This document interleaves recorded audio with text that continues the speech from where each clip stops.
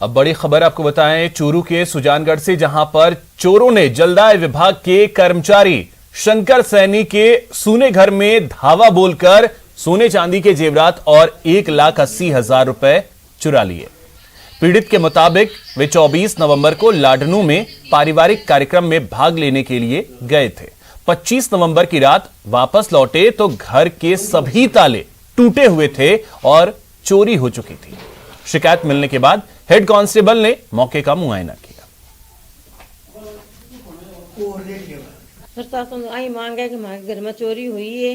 मैं लाडनू गया, हमारे कोई घर की ओपनिंग की, वो हमारे घर में उजाड़ हो गयो। वो चूरू जिला के माई ने इतनी सुजानगढ़ में चोरियां हुए, इन पुलिस कुछ भी फोन कर रही है, बस आवे देख तुरंत चलिया जावे। मैं तो लाडनू गया था सर, लाडनू करीबन 2 बजे गया था यहाँ से। उसके बाद में अभी रात को 10:30 बजे यहाँ आया हूँ। आने के बाद में घर में देखा तो सब ताले टूटे हुए थे। बाहर ताला लगाया हुआ है, अंदर सारे ताले टूटे हुए मिले मेरे को। फिर उसके अंदर मेरा सामान है, 2 बिंटी है, 4 चूड़ी है, 2 चेन है, 6 जोड़ी पाजेब है और नकदी शादी के लिए लाया था 1,80,000 रुपया और 70 चांदी के सिक्के हैं। और ऐसा ही आके चले गए, पुलिस वाले भी आके चले गए। मेरे को तो न्याय चाहिए, मेरे को तो और कुछ नहीं चाहिए। मेरा ये होना। भरतपुर यौन शोषण मामले में अपडेट आपको दे दें, आरोपियों की जमानत याचिका खारिज कर दी गई है।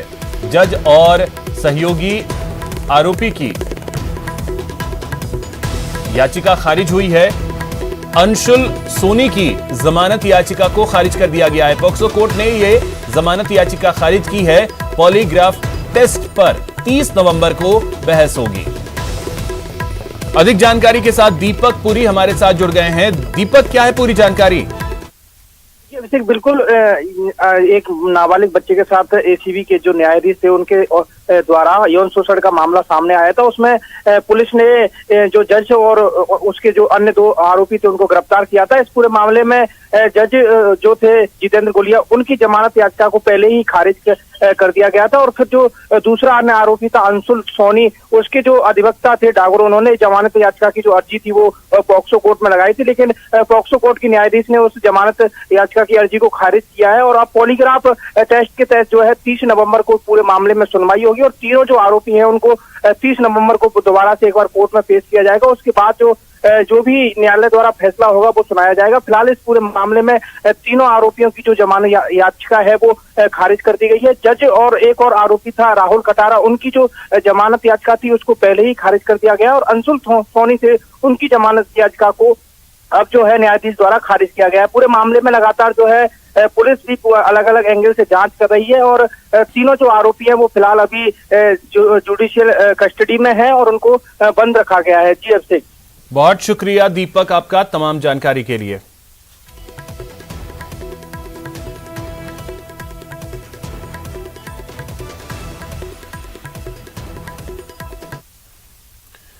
और सिरोही से एक बड़ी खबर इस वक्त की आपको बता दें, यहां पर डोडा तस्कर को छोड़ने का मामला सामने आया है। एसपी ने 3 कांस्टेबल को बर्खास्त कर दिया है। बरलूट पुलिस के 3 कांस्टेबल पर गाजगिरी है। 10 लाख लेकर छोड़ने का मामला था, तो अब इसमें एक्शन लिया है एसपी ने और 3 कांस्टेबल को बर्खास्त कर दिया गया है। बरलूट पुलिस के 3 कांस्टेबल पर गाजगिरी है और एसपी ने इन तीनों ही कांस्टेबल को बर्खास्त कर दिया है, जिन पे ये आरोप है कि 10 लाख रुपए लेकर इन्होंने डोडा तस्कर को छोड़ दिया था, जिसके बाद अब बड़ी कार्रवाई की है एसपी ने और 3 कांस्टेबल को बर्खास्त कर दिया।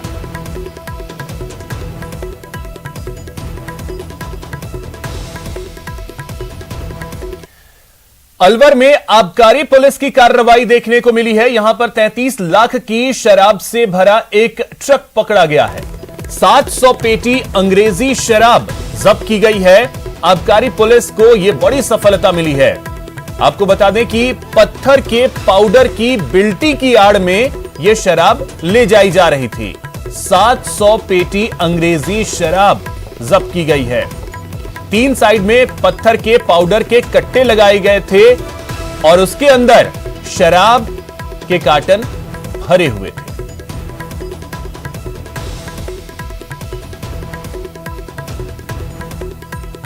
तो एक बहुत बड़ी कामयाबी आबकारी पुलिस को 700 पेटी अंग्रेजी शराब जिसकी कीमत करीब 35 लाख रुपए बताई जा रही है। आबकारी पुलिस को यह बड़ी कामयाबी, 35 लाख रुपए की शराब जो है उससे भरा हुआ ट्रक पकड़ा गया। राजेंद्र शर्मा अलवर से अधिक जानकारी के साथ जुड़ गए हैं। राजेंद्र, क्या जानकारी है? आबकारी पुलिस के लिए एक बहुत बड़ी कामयाबी। जी, अलवर के शहर के पास में ही नमन होटल के समीप देर रात आबकारी पुलिस को मुखबिर से सूचना मिली थी कि एक शराब से भरा हुआ ट्रक है जो हरियाणा से गुजरात की तरफ जा रहा है। इसके बाद आबकारी पुलिस के द्वारा नाकाबंदी कराई गई थी और नाकाबंदी के दौरान ही जो शराब से भरा हुआ ट्रक था उसके जो चालक उसमें मौजूद था वो तुरंत ही वहां के जो बिल्टी दिखाई, उसने जो बिल्टी थी वो जो पाउडर होता है पत्थर का, उस पाउडर के पत्थर को हरियाणा से गुजरात ले जाने के लिए बिल्टी कटवाई हुई थी। लेकिन जब उसको ट्रक को ले जाकर के पुलिस की आबकारी की टीम ने जब चेक किया तो उसमें 3 और जो बाहर की जो परत थी वो पाउडर के कट्टे की थी, उसके अंदर 700 पेटी अंग्रेजी शराब की भरी हुई थी जिसकी कीमत प्रारंभिक आकलन के अनुसार 35 लाख रुपए बताई जा रही है। आबकारी पुलिस ने हिरासत में ले लिया है चालक को और ट्रक को कब्जे में लेकर के जब्ती की कार्रवाई है वो लगातार जारी है।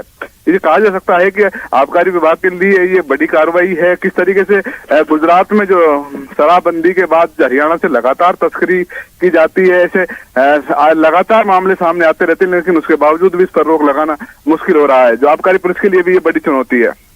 बिल्कुल राजेंद्र, आबकारी पुलिस के लिए भी ये बहुत बड़ी चुनौती है और खास करके जिस तरीके से कार्रवाइयां हो रही हैं तो तस्कर भी जो हैं वो अलग अलग तरीके अपना रहे हैं। जी, इस तरीके के कई अलग अलग तरीके के पूर्व में घास के और पशुओं के चारा सहित कई अलग अलग तरीकों से तस्करी करने के मामले सामने आ चुके हैं और कई जिलों में एक बड़ा रैकेट भी पिछले दिनों खुलासा हुआ था जिसमें आबकारी की जो तस्करी है, शराब की तस्करी आबकारी विभाग के द्वारा कार्रवाई की जाती है, लेकिन पुलिस और अन्य जो विभागों के अधिकारी हैं जिनके मॉनिटरिंग की जिम्मेदारी है वो कहीं न कहीं इन तस्करों के साथ लिप्त भी पाए गए हैं। बिल्कुल राजेंद्र, तो अगर तस्कर डाल हैं तो आबकारी पुलिस भी पात है। फिलहाल बहुत शुक्रिया आपका तमाम जानकारी के लिए।